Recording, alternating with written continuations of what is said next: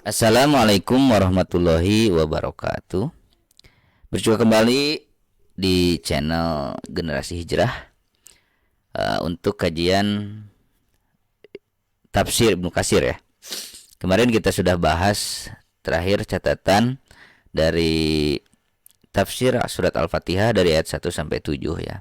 Baik, kita lanjut ke surat Al-Baqarah. Kita baca dulu, kita kaji dulu tentang eh, apa tentang surat Al-Baqarah itu sendiri ya. Oke, baik, sebelum lanjut, bagi Anda yang belum subscribe atau like atau eh nonton yang video-video sebelumnya, silahkan boleh langsung nonton atau subscribe ya. Mudah-mudahan Anda yang sudah subscribe tetap sehat selalu ya. Dilimpah ruahkan rezekinya, kemudian dapat lindungan dari Allah dan ridho Allah Subhanahu wa taala. Amin amin ya rabbal alamin. Al-Baqarah artinya sapi betina. Ini termasuk surat Madaniyah ya. Surat ke-1 ayat jumlah ayatnya itu adalah 286 ayat.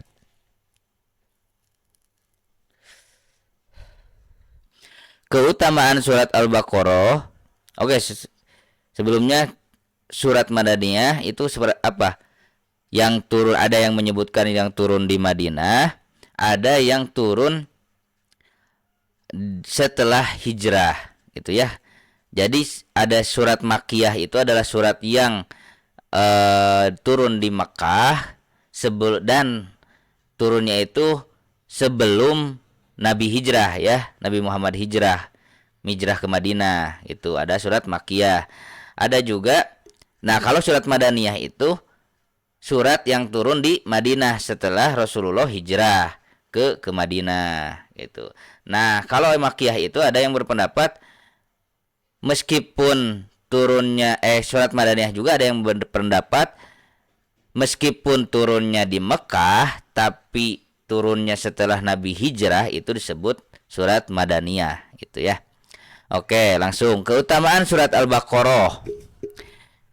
Imam Ahmad, Muslim, At-Tirmidzi dan An-Nasai meriwayatkan dari Suhail bin Shalih dari ayahnya dari Abu Hurairah radhiyallahu anhu bahwa Rasulullah shallallahu alaihi wasallam bersabda, "La taj'alu buyutakum kuburon fa innal baital ladzi tuqra'u fihi suratul Baqarah la yadkhulus syaiton."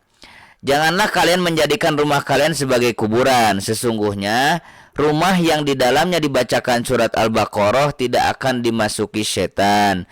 At-Tirmidzi mengatakan hadis ini hasan sahih. Tuh ya. Baca ya surat Al-Baqarah supaya rumahnya tidak dimasuki setan ya. Kita dalam beribadah tidak diganggu kalau tidak ada setan ya. Makanya sok rutinkan baca surat Al-Baqarah. Tapi derajat hadisnya ini hasan ya, hasan. Dari Abdullah bin Mas'ud, ia berkata, Rasulullah SAW bersabda. Oke, kita langsung artinya saja ya. Semoga aku tidak mendapatkan salah seorang di antara kalian meletakkan salah satu kakinya di atas kakinya yang lain, sambil bernyanyi dan meninggalkan surat Al-Baqarah tanpa membacanya. Sesungguhnya setan akan lari dari rumah yang dalamnya dibacakan surat Al-Baqarah. Sesungguhnya rumah yang paling kosong adalah bagian dalam rumah yang hampa dari kitab Allah atau Al-Quran. Hadis riwayat An-Nasai dalam kitab Al-Yaum wa Al-Lailah. Itu ya, jadi intinya baca Al-Quran ya, sering baca Al-Quran di dalam rumah.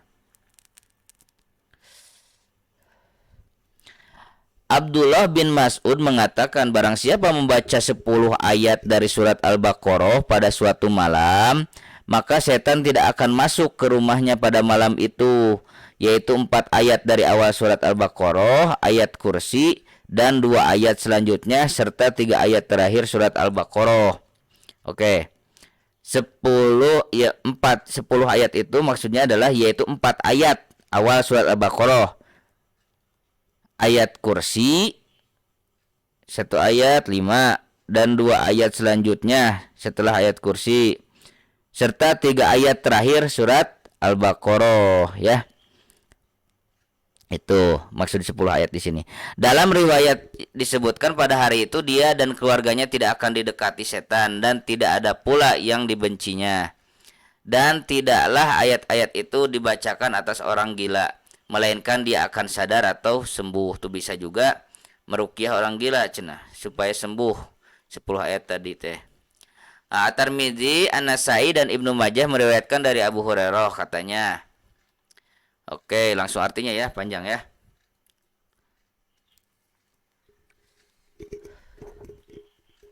Rasulullah SAW pernah mengutus utusan yang terdiri dari beberapa orang, kemudian beliau memeriksa mereka. Selanjutnya beliau menguji hafalan Al-Quran mereka masing-masing, lalu beliau menghampiri orang yang paling muda usianya secara seraya bertanya, "Surat apa yang telah kamu hafal?" Orang itu menjawab, "Aku sudah hafal surat ini dan itu serta surat Al-Baqarah." "Apakah kamu hafal surat Al-Baqarah?" tanya Rasulullah. Orang itu menjawab, "Ya, hafal." Setelah itu beliau bersabda, "Berangkatlah dan kamulah pemimpin bagi mereka." Kemudian salah seorang yang terpandang di antara mereka berkata, "Ya Rasulullah, demi Allah, sesungguhnya tidak ada yang menghalangiku mempelajari surat Al-Baqarah melainkan karena aku khawatir tidak dapat mengamalkannya." Maka beliau bersabda, "Pelajarilah Al-Quran dan bacalah. Sesungguhnya perumpamaan Al-Quran bagi orang yang mempelajarinya lalu membaca dan mengamalkannya adalah seperti kantong kulit berisi minyak kasturi yang aromanya menyebar ke segala penjuru. Sedangkan perumpamaan orang yang mempelajarinya lalu ia tidur tidak mengamalkannya, padahal Al-Quran ada dalam dirinya laksana kantong kulit atau cap tanda yang diletakkan di atas minyak kasturi." Menurut At-Tirmidzi, hadis ini hasan. Hasan itu bisa ya, bisa diamalkan. Al-Bukhari meriwayatkan dari Al-Laits, dari Yazid bin Al-Had, dari Muhammad bin Ibrahim, dari Usaid bin Khudair radhiyallahu anhu katanya, pada suatu malam ia membaca surat Al-Baqarah sementara kudanya ditambatkan di dekatnya. Tiba-tiba kuda itu berputar-putar. Ketika Usaid berhenti membaca, maka kuda itu pun merasa tenang. Kemudian Usaid membacanya kembali, maka kuda itu kembali berputar-putar. Tatkala berhenti membacanya, kuda itu pun terdiam. Setelah itu ia membacanya lagi dan kudanya pun berputar-putar, maka ia pun kembali. Sedangkan putranya Yahya berada di dekat kuda tersebut. Karena merasa kasihan dan khawatir kuda itu akan menerjangnya, ia mengambil anak itu, ia mengadahkan kepalanya ke langit sambil ia tidak melihatnya. Ketika pagi hari tiba, ia menceritakan peristiwa itu kepada Nabi SAW. Maka beliau bersabda, "Wahai putra Hudair, baca terus." Ia pun menjawab, "Ya Rasulullah, aku merasa kasihan kepada Yahya karena ia berada dekat dengan kuda tersebut." Kemudian aku mengangkat kepalaku dan kembali melihat ke arahnya. Setelah itu aku menengadahkan kepalaku ke langit. Tiba-tiba aku melihat sesuatu seperti bayangan yang mirip dengan lampu-lampu. Setelah itu aku keluar rumah sehingga aku tidak dapat melihatnya lagi. "Tahukah engkau apa itu?" tanya Rasulullah. "Tidak," jawabnya. Beliau pun bersabda, "Itulah malaikat yang mendekati karena suara bacaanmu. Seandainya kamu terus membacanya, niscaya pada pagi hari esok manusia akan mendapat melihat malaikat itu tanpa terhalang."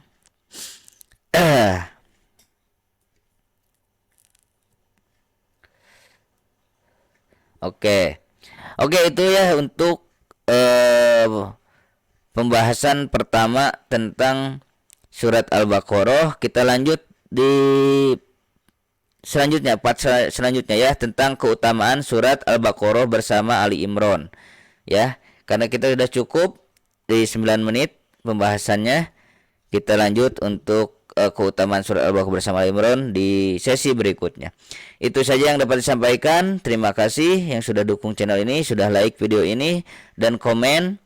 Mudah-mudahan Anda mendapatkan rezeki yang melimpah, kesehatan, kemudian didekatkan jodohnya, kemudian terus mendapat lindungan Allah, ridho Allah, dan dimudahkan segala urusannya. Amin ya rabbal alamin. Terima kasih. Ditutup dengan doa, subhanakallahumma rabbana wa bihamdika asyhadu an la ilaha illa anta wa astaghfiruka wa atubu ilaik. Wassalamualaikum warahmatullahi wabarakatuh.